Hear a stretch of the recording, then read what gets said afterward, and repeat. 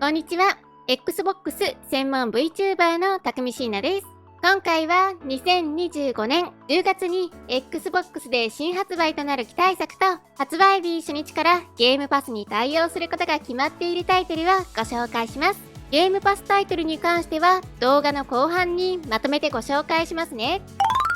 デジモンストーリータイムストレンジャー10月2日発売、定価8910円です。2017年にビータや PS4 でリリースされたサイバースルースハッカーズメモリー以来、約8年ぶりのデジモンストーリー最新作です。同じデジモンシリーズとして見ても、2022年にリリースされたデジモンサバイブは国内の Xbox では未発売でしたので、国内 Xbox でのデジモン作品は実に約20年ぶりの発売となります。本作は人間とデジモンの絆を描いた壮大なストーリーと戦略性の高いターン制バトル、そして多彩なデジモンの収集、育成、カスタマイズが楽しめる育成 RPG となっていて、ファンの方はもちろん、初めてデジモンに触れる方でも楽しめるようにと作られています。登場するデジモンの数は450匹以上とシリーズ最多。デジモンの進化は一本道ではなく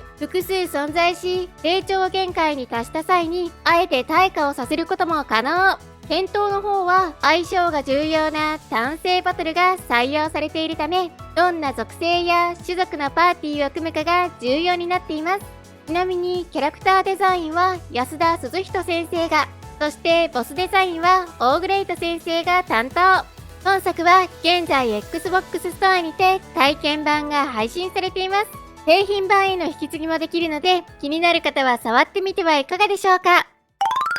ユーカリプレイリー10月9日発売、定価3400円です。2017年にリリースされた 3D アクションゲームユーカレイリーのリマスター版です。開発を手掛けるのはバンジョーとカズイの大冒険やスーパードンキーコングシリーズでおなじみの元レアのスタッフたち。なので今作は実質バンカズの精神的後継作とも呼ばれる作品となっています。リマスターにあたってグラフィックやパフォーマンスの向上に操作性やカメラワークの改善、新たな収集要素やチャレンジの追加、またナビシステムを搭載し、今どこにいるのか何をするべきかが分かりやすくなっているとのことです。そして何よりも Xbox ではオリジナル版は日本語未対応でしたが、今回のリマスター版は日本語への対応が発表されています。私もともと英語で遊んで次何したらいいんだろうって迷った記憶があるので、今回の日本語対応はすごく嬉しいですね。リトルナイトメア3 10月10日発売、定価4950円です。どこか可愛くも不気味な世界観が特徴のホラーアドベンチャーシリーズの最新作です。本作では新たな主人公のローとアローン、二人で協力し、危険な世界で謎を解いたり、トラップを回避したりしながら生き残り、悪夢からの脱出を目指すことになります。3作目の舞台は古びた遊園地。今作ではシリーズで初めてオンライン協力プレイに対応し、フレンドと一緒に悪夢の世界を探索することができる他にも、AI 操作の仲間と一緒に一人で遊ぶこともできるとのことです。ちなみに今作の開発はワンツーとは異なり、アンティルドーンやクアリーを手掛けたスーパーマッシブゲームズが担当。なお前作となるリトルナイトメア2は現在ゲームパスでプレイ可能です。未プレイで気になる方は触ってみてはいかがでしょうか。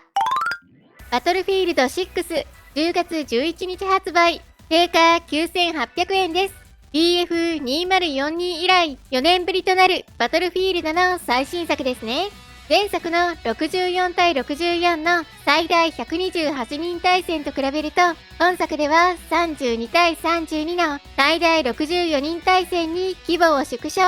対戦マップもベータを触った限りでは狭めになっていると感じました。この人数の減少やマップ規模の縮小は決して悪いことではなく、2042ではマップが広すぎて打ち合いをしたいのに敵と出会うことがなく、ひたすら走り続けていた記憶があるので、今回敵と交戦しやすくなったのは嬉しいポイントです。また2042には存在しなかった一人用のシングルキャンペーンモードが復活。キャンペーンモードの方はデッドスペースリメイクを手掛けたスタジオが担当するとのことです。2042では1人用のモードがないのも不満点だったので、キャンペーンの復活は嬉しいですね。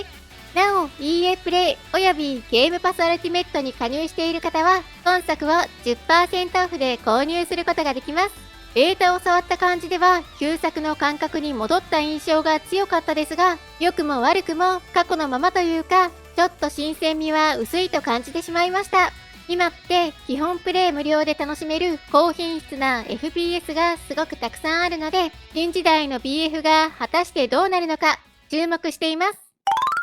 ワンサーポンは塊魂10月23日発売、定価5940円です。塊魂シリーズとしては、ビータで発売された塊魂ノビータ以来、実に14年ぶりの完全新作となります。今作は塊を転がして物を巻き込み大きくするというシリーズの基本はそのままに、様々な時代を冒険することに、江戸の町や恐竜の存在するジュラ紀、また氷河期や古代ローマ、西部開拓時代などが存在。各時代と場所ならではのユニークなものを巻き込んでいき、失われた星空を蘇らせていくことになります。また本作では新たに近くのアイテムを吸い込めるマグネットや移動速度をアップさせるロケット、一時的に時間を止めることができるタイマーなどの便利アイテムも登場。過去作を遊んだことがある人も触ったことがない人でも楽しめるような要素を詰め込んだ新作になると明かされています。その他にも制限時間内にどれだけ塊を大きくできるかを競い合うことができるオンライン対戦モードも収録。こちらは最大4人のプレイヤーで楽しむことが可能です。なお今回の素敵ソングにはこっちのケントさんやヨルシカさん、さだまさしさんの楽曲も収録。どんな曲が聴けるのか今から楽しみですね。プラント VS ゾンビ植え替え版10月24日発売、定価2900円です。2010年に Xbox 360で発売された初代プラゾンの HD リマスター作品。家の庭を舞台に植物たちとゾンビたちとの戦いが繰り広げられるタワーディフェンスの名作がより綺麗に、より大きく、よりクレイジーになって復活。今作ではステージを攻略していくアドベンチャーモード以外にも、家族や友達と一緒に庭を守れるローカル協力プレイや、片方がゾンビになって戦う対戦モード、そしてミニゲームなどを収録。その他にも新たな要素や難易度の追加、未公開の初期スケッチやゲーム誌を収めたライブラリ機能も搭載しています。ものすごく中毒性たっぷりな名作。未プレイの方はぜひ今回のリマスターで触ってみてはいかがでしょうか。私も大好きな作品です。なお今作も EA プレイおよびゲームパスアルティメットに加入している方は 10% オフで購入することができますよ。バーチャファイター5レボーワールドステージ10月30日発売、定価2500円です。Xbox では360以来、実に13年ぶりの発売かな。バーチャファイターがものすごく久しぶりにリリースされる形となりますね。過去作と比べるとグラフィックの刷新や 4K 化、大幅なバランス調整などが施されています。また今作では新たに世界各地で数々の強豪と戦っていく新モード、ワールドステージが登場。個性豊かなライバルたちと対戦をして技を磨くことができ、こちらのモードでは実在の有名プレイヤーが CPU として登場するとのことです。その他にも全8ステージ構成のアーケードモードやオフライン対戦も収録。そして最大の目玉はやはりクロスプレイに対応したオンライン対戦ではないでしょうか。ロールバックネットコードに対応し、全世界のプレイヤーとよりスムーズに白熱のバトルを楽しむことができます。ちなみに今作がバーチャ5の最終形態となり、次回作につなげるための作品であるとも公表されています。ドラゴンクエスト 1&2 10月30日発売、定価7678円です。2024年にリリースされたドラクエ3リメイク同様、HD2D で開発されているドラクエ1と2のリメイク版です。3リメイクと同じく様々な面で現代風の改良が行われることが決定していて、1、2ともにストーリーにかなり手が加えられている印象です。1の方では3に登場したガンダタの子孫が登場したり、2では導入のローレシアの王女が冒険に出るまでの物語に多くの追加シナリオが増えている他にも、リメイクで新登場となるサマルトリアの王女が序盤王子を探すたびに同行するなどの変化も加えられています。また1の方では1対1だった戦闘で敵が複数出現するようになり、ブーメランやムチなど敵をまとめて攻撃できる武器も追加。さらに1、2ともに様々な特技が追加されている他にも、オリジナル版には登場しなかったモンスターも出現します。公式発表を見ている限りでは、様々な面でかなり手を加えてきたなという印象を受けています。正直3リメイクは個人的に残念な点が見受けられた作品だったのですが、1&2 は固定パーティーなので戦闘バランスも取りやすいかなと思いますし、2の方はキャラクター全員がよく喋るようになって、より冒険感が増しているような感じで触れるのがとっても楽しみです。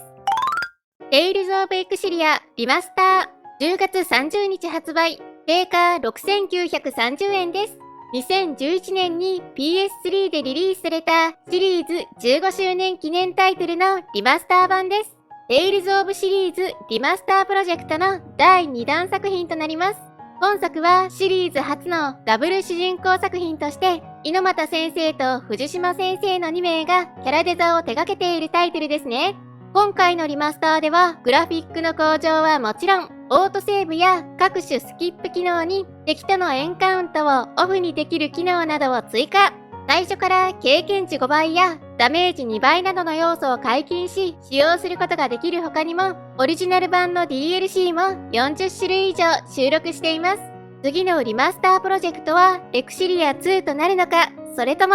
個人的にはどこかのタイミングでアビスのリマスターが来てくれると嬉しいですね。ここからは発売日初日からゲームパスに追加されることが決定しているタイトルをご紹介します。リトルロケットラボ10月7日発売、発売日初日からゲームパスに対応します。かわいいドット絵で作られた工場シミュレーションゲームです。本作ではエンジニア志望の少女となって様々な工場を建設し、寂れた街の産業を復活させていくことに。また工場は電力を供給し、設備をつなぐことで作業を自動化することも可能になっています。ボールピット10月15日発売、発売日初日からゲームパスに対応します。ブロック崩しと基地建設の要素を組み合わせたローグライトゲームです。本作ではボールを利用し、迫り来る敵の群れを倒していくことになります。敵を倒すことによって自身のレベルが上昇し、新たなボールを手に入れることが可能。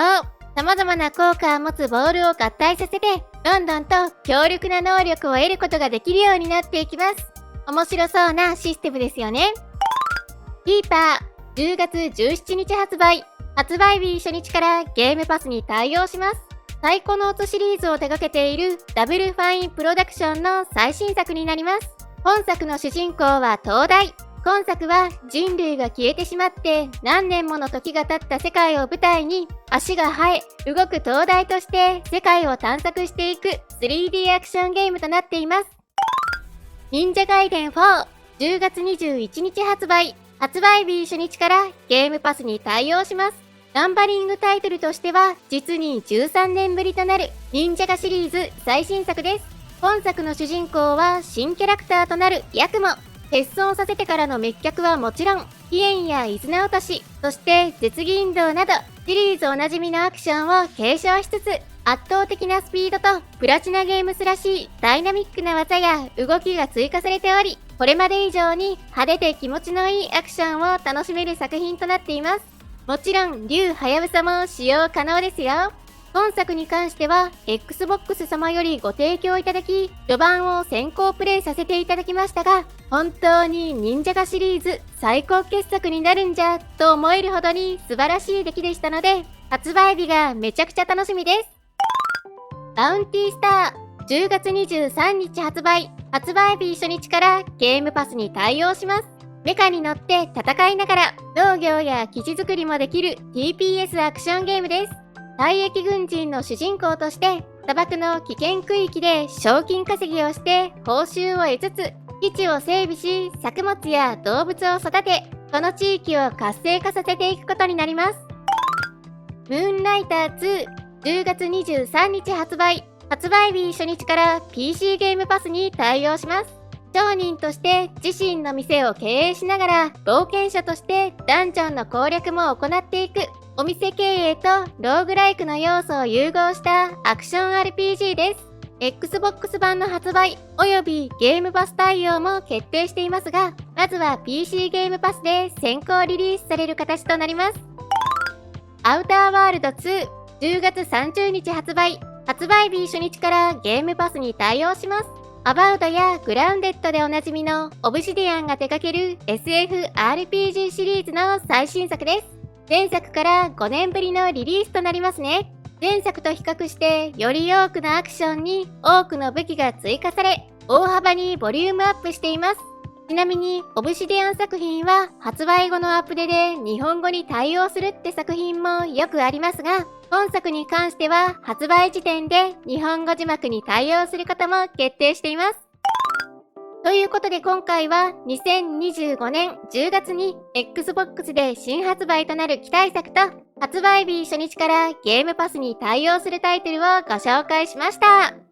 私のチャンネルでは今後も Xbox の最新情報や製品紹介、レビューを行っていきます。よかったらチャンネル登録と高評価していただけるとすごく嬉しいです。X の方でも情報発信しているのでフォローしてね。それではまた次回の動画でお会いしましょう。またねー。